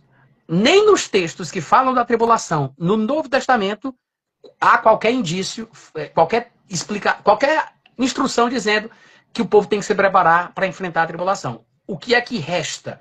São os textos dos evangelhos, ou talvez de Apocalipse, que são mal interpretados pelos pós-tribulacionistas e, por causa disso, eles confundem alguns termos que aparecem lá e pensam que o texto está se referindo especificamente à igreja. Mas os textos que foram escritos especificamente para a igreja são as epístolas, que inclui o texto de Apocalipse, mas se a pessoa não souber interpretar a Bíblia através da própria Bíblia, ela vai acabar ficando confusa, né? Então, assim, tem uma lógica própria, claro, na cabeça deles, né, essa preparação e tudo mais, mas eu acho que os argumentos pré-tribulacionistas do Novo Testamento são mais fortes, são mais claros, E, inclusive, não somente isso, como a própria historicidade, né, da defesa pré-tribulacionista, que é, pelo que eu tenho visto, totalmente ignorada ou desconhecida dos pós-tribulacionistas. Porque ainda hoje, muitos pós-tribulacionistas têm a coragem de passar vergonha em público, dizendo que a crença pré-tribulacionista é uma coisa recente. Mas isso também não é verdade. Pastor, uma última pergunta que eu separei aqui do amigo é o seguinte: o anticristo, eu acho que o senhor já até falou um pouquinho sobre isso na live, mas sendo um pouco mais específico, né? O anticristo, ele seria uma pessoa ou ele seria um sistema? Ou a junção das duas coisas? Não, ele é um homem. Ele é um homem. É uma pessoa mesmo. Ele será um rei. Ele é chamado de muitos nomes. Por exemplo, Paulo o chama de iníquo. E no mesmo texto ali, né, no contexto de 2 Tessalonicenses capítulo 2, ele fala do mistério da iniquidade, que aí pode estar impregnado no sistema, no reino, na confederação de nações, mas ele fala do iníquo. Há uma distinção entre o mistério da iniquidade e o iníquo. São duas coisas diferentes. Assim como João, por exemplo, que ele fala do anticristo e o espírito do anticristo. São duas coisas diferentes. Por meio de um sistema, por meio de um governo, por meio de um reino, por meio de uma confederação, o espírito do anticristo, o mistério da iniquidade pode se manifestar. Mas isso não significa que não exista o iníquo ou o anticristo que vai liderar as pessoas que compõem aquele sistema, aquele reino, aquele governo. A Bíblia fala sobre um homem, um rei, um iníquo, que será esta pessoa, né? Que em alguns textos proféticos é representado por um chifre. Há muitas passagens proféticas falando sobre este período da história humana, que o reino do anticristo é representado por um animal, e o chifre daquele animal representa esse líder que é o anticristo. Então, ele é um chifre, ele é um rei, ele é um homem, inspirado por Satanás, mas é um homem. Eu fiz essa pergunta porque eu vi algumas pessoas comentando no chat a respeito de uma espécie de trindade satânica, né? A besta, o anticristo, o falso profeta e tal. Então, cria-se essa confusão. A gente pega, por exemplo, os nossos amigos, né, os testemunhas de Jeová. Aliás, os testemunhas de Jeová e os adventistas também dizem isso, né? Acusam a ONU de que ela seja o anticristo. Não que ele seja um homem, como o senhor bem disse, e a Bíblia também ensina, né? Pois é, eu acho assim que essa busca é uma coisa legal, porque está todo mundo interessado em descobrir. Isso por si só eu acho que é positivo. Mas quanto mais a gente se apega às expressões, à terminologia bíblica, mais segurança a gente tem. O que acontece de muito ruim no nosso meio é isso, é que nós inventamos os nossos próprios termos e em cada denominação tem uma cultura própria. Cada igreja tem a sua cultura. Cada denominação, cada ministério tem a sua própria cultura, a sua terminologia, as suas frases, as suas expressões. E por causa disso a gente não consegue se comunicar. A gente não consegue entender a linguagem um do outro. É por isso que eu penso que quanto mais a gente se deter às expressões e aos termos bíblicos, melhor. Porque isso impede ruído na comunicação e a gente consegue entender com mais clareza o que realmente significa o que o texto está dizendo. Às vezes nós usamos o mesmo texto, mas nós estamos entendendo coisas diferentes do texto que nós estamos usando. Muita gente que, por exemplo, vai discordar de mim em respeito a essa questão aí da besta, do anticristo, do falso profeta, vai usar os mesmos textos que eu uso para mostrar o que eu penso, que deve ser relativamente diferente. Não creio numa espécie de trindade satânica, não penso assim. Não creio que o anticristo vai morrer e vai ressuscitar, como as pessoas às vezes falam. Eu tenho pensamentos muito próprios, que inclusive não encontro nos meus pregadores prediletos. Os meus colegas de trabalho pensam diferente de mim. O pessoal pré-tribulacionista que eu admiro não pensa da forma que eu penso. Mas quanto mais eu estudo a Bíblia, mais eu vou tendo convicções próprias e pessoais com base no texto. Tem coisa que eu não entendo, mas tem umas que eu não consigo deixar de ver. Eu não consigo desver o que eu vi. É impossível não conseguir mais enxergar as coisas que eu já enxerguei. Tem coisas que eu ainda não alcancei, mas as que para mim estão muito claras, essas eu não tenho como mais abandonar. E eu acho que a gente tem que fazer assim, a gente tem que andar de acordo com a luz que nós já recebemos, porque nós vamos ser julgados de acordo com a luz que nós temos, e não com aquilo que nós não temos.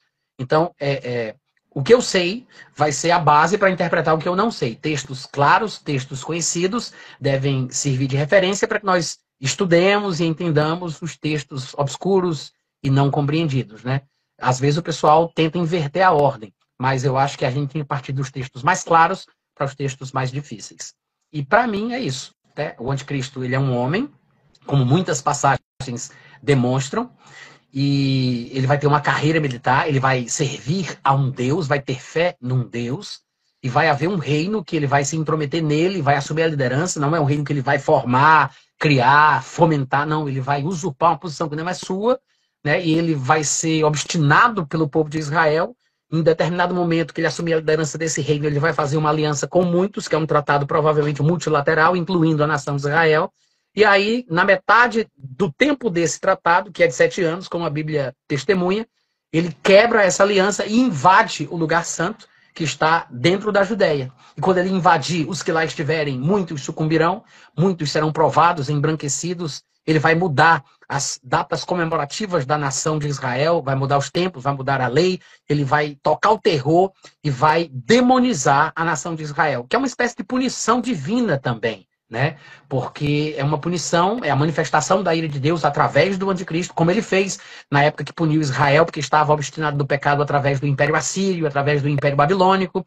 É um padrão que Deus repete. Da mesma forma, o anticristo é uma espécie de vara da ira de Deus, que vai punir o seu povo, mas no meio da tribulação, nesta ira, muitos testemunhos de Deus estarão sendo veiculados, estarão acontecendo milagres, sinais, 144 mil homens judeus ungidos estarão testemunhando sobre Cristo, 2 profetas do calibre de Moisés e de Elias estarão pregando em Jerusalém, até a morte deles será um evento milagroso que fará que muitas pessoas depois disso glorifiquem a Deus, como está escrito lá em Apocalipse capítulo 11. Então vai ser assim uma coisa extraordinária, mas ainda assim é um homem, um reino e um povo, né? E eu acho que os elementos proféticos que aparecem, né, o chifre, o animal, etc., devem ser interpretados. Há muita coisa que é simbólica, que é tipologia, que representam outras coisas, e às vezes as pessoas confundem por causa do símbolo, da imagem, do tipo. De vez em quando acontece isso. Eu vejo o pessoal tendo dificuldade por causa do elemento usado na profecia que representa uma determinada coisa. Mas não quero falar mais do que isso para não gerar mais polêmica. Mas se você quiser fazer alguma pergunta, dizer alguma coisa, Cristian, fica à vontade aí. Amém, pastor. Eu admiro muito esse teu cuidado, né, em caminhar somente pelo que as escrituras dizem. Existem muitas pessoas que, para ganhar seguidor, para ganhar adepto, acaba criando muitas conjecturas, muitas coisas que a Bíblia nem menciona, nem fala, e aí vira um boné velho, né, como as pessoas dizem aí. Bom, pastor, eu acho que a gente chegou aí na fase final. Teria mais alguma coisa que o senhor queria acrescentar, alguma consideração a se fazer? Fala mais um pouquinho, aproveitar que a coisa não chegou. Deixa eu aproveitar e falar aqui o seguinte. Inclusive, aqueles textos que falam, como textos de Daniel 7, que falam sobre a formação, né? Na visão de Daniel é de um jeito, na visão de Apocalipse é de outro jeito, mas a gente sabe que são visões diferentes, mas que estão falando do mesmo momento histórico, do surgimento do reino de Cristo, aquela coisa toda. Lá em Daniel capítulo 7, eu acho que do versículo 2 em diante, ele fala algumas coisas que são curiosas para falarem sobre essa questão da expansão ou do limite do reino do anticristo. Eu acho que é um ponto de partida interessante para que as pessoas que gostam de estudar escatologia devam considerar, para que elas vejam até onde vai o reino do anticristo, né? Porque lá diz assim, ó, por exemplo, Daniel 7:2. Falou Daniel e disse: eu estava olhando durante a minha visão da noite e eis que os 4 ventos do céu agitavam o mar Mediterrâneo, o mar grande. 4 animais grandes, diferentes uns dos outros, subiam deste mar. O primeiro era como leão, versículo 4, os 5. O segundo era semelhante ao urso, versículo 6. O outro era semelhante a um leopardo. E o quarto animal, versículo 7, terrível, espantoso, sobremodo forte, o qual tinha grandes dentes de ferro, devorava, fazia em pedaços, pisava aos pés o que sobejava. Era diferente de todos os animais anteriores que apareceram antes dele e tinha 10 chifres. A gente sabe, eu acho que a grande maioria dos estudiosos da escatologia concordam que esse quarto animal é uma referência ao império do anticristo. Não é isso, Christian? Se eu não estiver enganado? Então, ele diz que este animal... Não é isso? Sim, sim. Aí ele fala que esse animal tinha 10 chifres. que são 10 reis, que representam 10 reinos. Só daí a gente já parte do seguinte princípio. Então, o reino do anticristo, na sua formação inicial, tem 10 nações, 10 reinos. Pelo menos 10 a gente sabe que tem. Essa é a formação inicial do reino do anticristo. São 10 reis que formam uma aliança, depois vai surgir aquele 11º, né, o chifre pequeno. Aí, claro, 3 vão cair, ele vai assumir a liderança, mas essa é a formação do reino. Ela é composta por pelo menos 10 nações. É a formação inicial. Depois que o anticristo assumir a liderança, claro, nas suas campanhas militares, ele vai estender as suas mãos para as terras, como disse lá no próprio livro de Daniel, ele vai conquistar algumas e outras não. Umas vão segui-lo e outras não. Ele vai conseguir entrar em alguns lugares, mas em outros não. Vai haver guerra o tempo inteiro, desde quando ele passa pela sua cerimônia de posse. Porque lá em Apocalipse fala que o dragão deu a ele um trono, um trono, poder e grande autoridade. Talvez falando aí sobre a sua cerimônia de posse, quando ele vai ter o trono para poder, a partir daí, exercer o controle e o domínio sobre esse reino. Mas desde o momento que ele passa pela cerimônia de posse até o seu fim, guerras estão determinadas. Então, ele não estará controlando o mundo todo, mas a formação inicial do reino que ele vai usurpar, a partir do qual ele vai estender as mãos contra as terras, é formado por 10 nações. 10 nações. As pessoas que tentam dizer que é um controle absoluto e mundial dizem, não, são 10 regiões do mundo. É o mundo dividido em 10 blocos. Eu, particularmente, acho que é válida a tentativa, né, de adequar os textos a uma visão que tenha coerência na cabeça de quem pensa assim, mas eu acho que essa interpretação ela não é a melhor destas passagens que falam de 10 reis, que representam reinos. Eu acho que não é a melhor forma, tá? E quando as passagens, por exemplo, como Apocalipse capítulo 13, falam sobre cada tribo, povo, língua, nação, todos os que habitam sobre a terra, passagens assim, que parecem falar que ele vai ter um domínio absoluto, no meu ponto de vista, por causa de muitos outros textos que falam de um domínio limitado, né, que delineiam o alcance do seu reino, isso me faz pensar que quando ele diz cada tribo, cada povo, cada língua, cada nação, ele está falando sobre cada povo, tribo, língua e nação do reino, que estiverem debaixo do império. Ou seja, muitas nações estarão dentro deste império e todas as pessoas, povos, tribos, línguas e nações que estiverem dominadas por este império, obviamente, estarão debaixo da sua liderança e sofrerão a lei marcial que ele estabelecer. É destes que ele está falando. Eu digo isso porque nós temos exemplos na Bíblia de linguagens semelhantes que mostram o alcance limitado da expressão aparentemente absolutista, né? Supremacista, uma coisa assim, dizendo superlativa, que é tudo, é todos. Por exemplo, lá em Lucas, no capítulo 2, versículo 1 a 3, tem um texto, eu vou ler na versão Almeida e Corrigida Fiel. Diz assim: aconteceu naqueles dias que saiu um decreto da parte de César Augusto para que todo o mundo se alistasse. Todo o mundo se alistasse.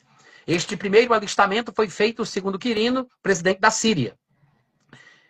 Foi feito sendo Quirino presidente da Síria. E todos iam alistar-se, cada um à sua própria cidade.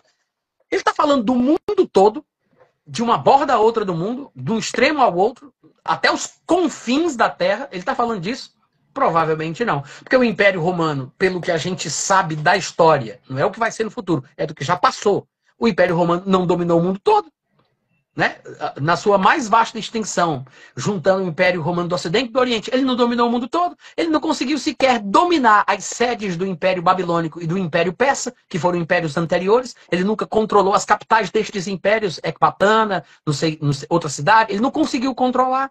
Então, ele não dominou o mundo todo. Inclusive, tinham impérios concorrentes ao Império Romano, enquanto o Império Romano estava em vigor. Um dos impérios que é mencionado na história, que eram concorrentes do Império Romano, era o Império Parta, que estava sempre em luta com eles no limite, na fronteira oriental. Estava sempre em guerra com eles. De fato, esse Império Parta depois ele vai se transformar, porque vai ser engolido pelo Império Islâmico, que vai acabar controlando e dominando o Império Romano. essa guerra é perdida, ou seja, o antigo Império Parta é absorvido pelo Império Islâmico. Eu não sei exatamente em que dinastia na época, mas esse Império Islâmico que controla o Império Parta, depois controla o Império Britânico, o Império Romano, principalmente o Império Romano do Oriente, que estava em guerra constante com o Império Parta. E em 1453, se eu não estiver enganado, a capital do Império Romano do Oriente, que é Constantinopla, é tomada pelo Império Islâmico, se eu não me engano, é na época da dinastia turca. Eu não tenho certeza absoluta. Mas isso acontece. Ou seja, existiam impérios concorrentes. Na periferia do Império Romano, na periferia de todos os impérios, existiam outras nações, às vezes até pertencentes a outros impérios. O que é que eu quero dizer com isso? Que quando o texto aqui fala que o imperador César Augusto, do Império Romano, baixou um decreto dizendo que todo mundo se alistasse, ele está falando de quem? Do povo que está lá no Império Parta?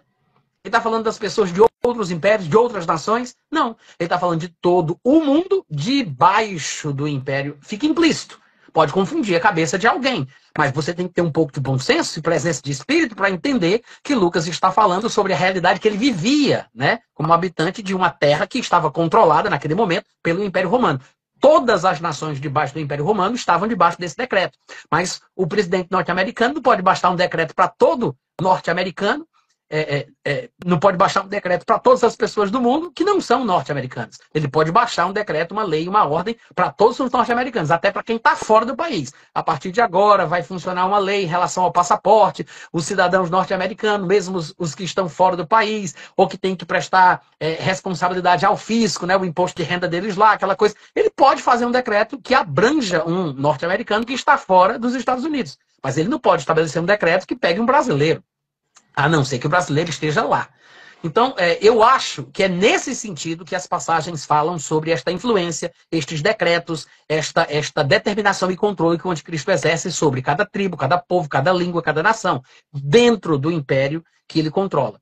Essas expressões, elas parecem ser o que se chama na língua portuguesa de recurso de oratória ou figura de linguagem. Parece ser a sinédoque. A sinédoque é uma figura de linguagem que usa uma parte para representar o todo ou usa o todo para representar uma parte. É uma figura de linguagem, é um recurso de oratória. Existem várias figuras de linguagem, né? Onomatopeia, ironia, tem várias. A sinédoque é apenas uma delas. Por exemplo, se eu dissesse assim, todas as pessoas do Brasil choraram no dia que Ayrton Senna morreu.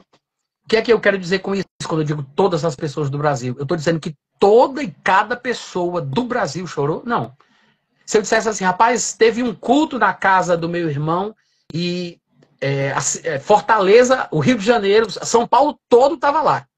O que é que eu quero dizer com isso? É apenas um recurso de oratória, é uma figura de linguagem. Eu quero dizer que estava abarrotado de gente, cheio de pessoas. Eu não estou querendo ser literal. E há muito disso na Bíblia e às vezes a gente não consegue discernir. Então, a gente pode usar o todo por uma parte ou usar uma parte pelo todo. Se eu dissesse assim, fulano de tal foi à falência e ficou sem teto. Eu estou querendo dizer que ele ficou sem casa, mas eu estou usando uma parte da casa, que é o teto, para representar o todo.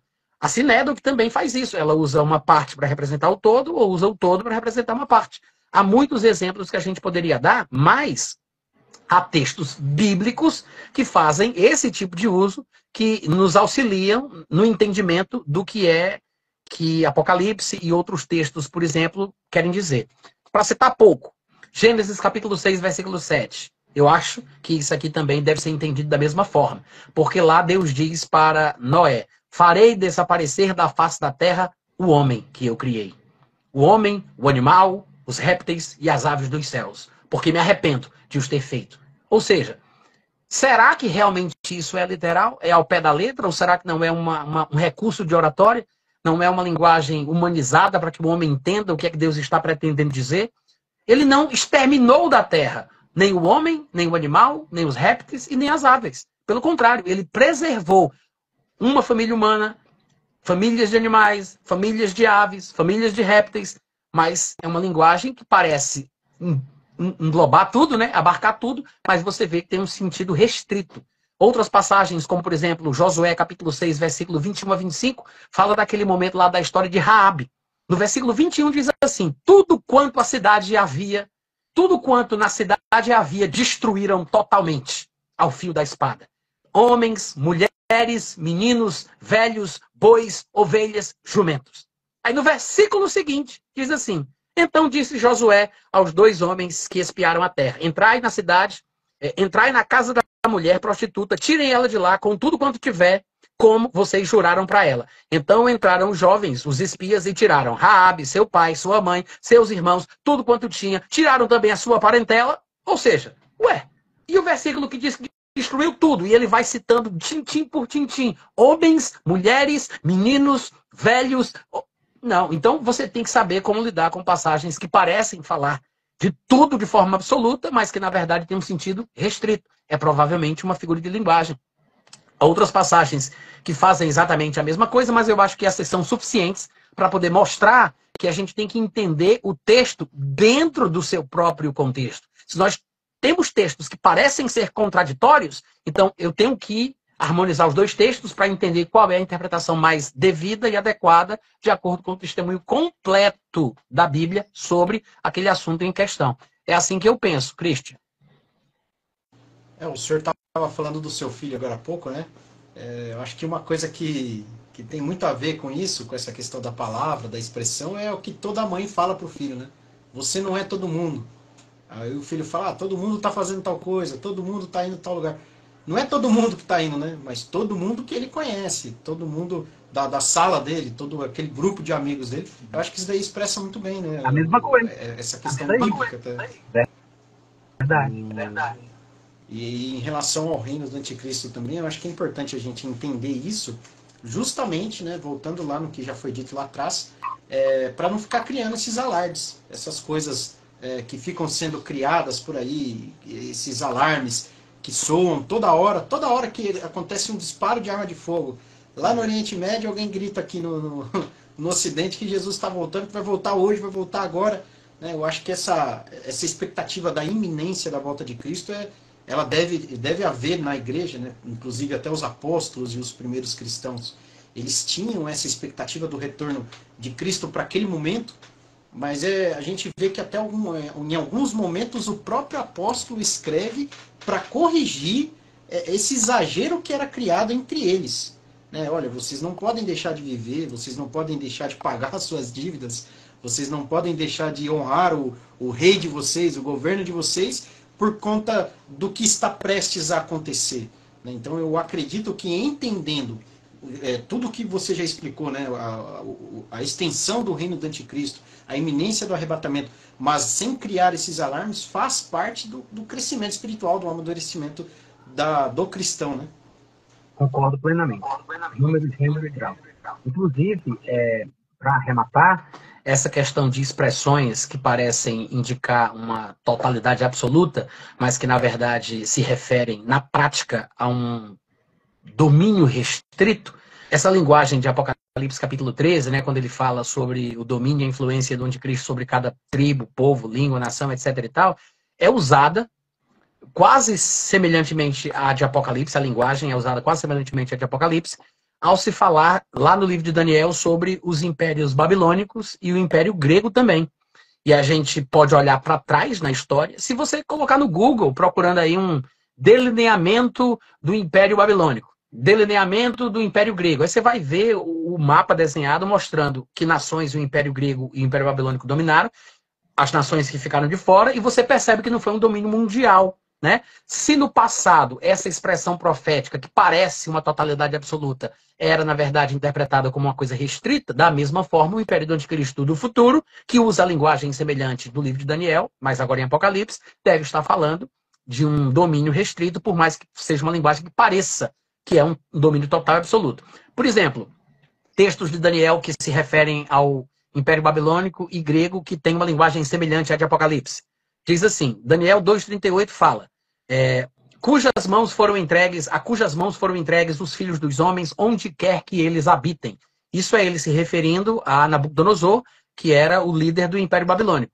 Essa linguagem, né? Onde quer que eles habitem, para que dominasse sobre todos eles, tu essa cabeça de ouro, ó Nabucodonosor. No capítulo 4, versículo 22, ainda falando sobre Nabucodonosor, ele diz: és tu, ó rei, que cresceste e vieste a ser forte, a tua grandeza cresceu e chega até ao céu, o teu domínio até a extremidade da terra, dando uma ideia de controle total e absoluto. Em Daniel 5, 18 e 19, ele diz: ó rei, Deus o Altíssimo deu a Nabucodonosor, teu pai, já é o filho dele, o reino, a grandeza, glória e majestade, por causa da grandeza que ele deu, povos, nações e homens de todas as línguas tremiam e temiam diante dele. E aí ele fala um pouco mais, mas é uma linguagem semelhante. E ao falar do Império Grego, já no capítulo 2, versículo 39, ele diz assim: depois de ti, depois do Império Babilônico, depois do imperador, depois de ti, se levantará outro reino inferior ao teu, e um terceiro reino de bronze, o qual terá domínio sobre toda a terra. E se você vai olhar estes domínios do Império Grego, do Império Babilônico, você observa que não foi mundial, como a linguagem parece estar dizendo que seria, né? Ou seja, é semelhante à linguagem do Apocalipse, então, se o reino babilônico e grego deve ser interpretado à luz do que realmente aconteceu na história, então a gente deve interpretar o reino do anticristo à luz do que vai ser na profecia, seguindo o mesmo padrão, né? O Império Romano, salvo engano, em extensão geográfica, ele também foi o maior também. Né? No seu apogeu, ele não dominou o mundo todo, né? Ele pega ali a Itália, lá ali por cima da Europa, aí vai até metade ali da Mesopotâmia, perto da África, tudo. Mas existiam diversos outros reinos, né? E assim como o senhor disse também, as linguagens indicam que de fato tenha dominado toda a extensão de terra, né, existente no mundo, mas não foi bem assim, né? É uma vasta extensão de terra, principalmente do ponto central do mundo antigo, onde eles estão, né, que é o centro da humanidade da época, mas não é exatamente todas as nações no seu sentido pé da letra ali. Né? Não é isso que ele está falando. Porque se fosse, teria que ter sido, mas não foi. Se não foi, então não era. Não era isso que ele queria dizer. Basta você olhar para a história. Quando você entende a história pelas expressões proféticas, você pode usar o texto de Apocalipse e entender o futuro. Né? A história, ela aponta para o que vai acontecer, porque a linguagem da história foi semelhante à que foi usada no texto profético de Apocalipse. Basicamente isso. Mas é normal. Eu acho que faz parte do processo de aprendizagem, né? Eu acho assim, ó, muita gente nunca nem ouviu falar sobre isso que a gente está conversando aqui. A pessoa se depara com isso, para ela é uma novidade absoluta. Ela descobre que ela não sabia disso e nem sabia que não sabia, né? É o primeiro estágio do conhecimento. Eu não sei e aí eu nem sei que eu não sei.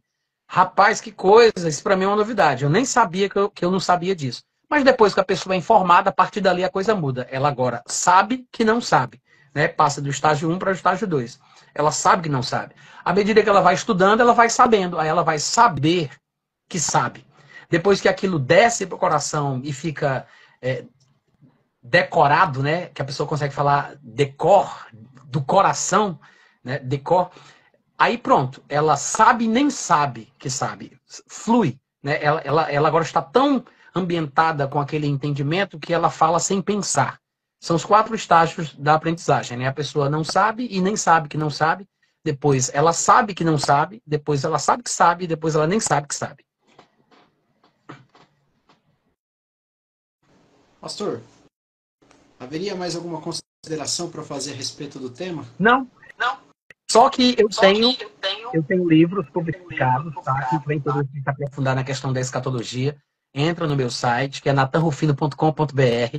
Eu tenho um livro de Arrebatamento Antes da Tribulação, e eu tenho um livro A Bíblia, o Islamismo e o Anticristo, além de outros títulos de outras áreas diferentes também. Quem tiver interesse, compra lá no meu site. Ou faz contato aí comigo na rede social que eu posso tentar ajudar também, tá? Por telefone, no WhatsApp, aquele aplicativo do Mundo Inferior, caso você prefira usar, ou então fala mesmo no Telegram, e por aí vai.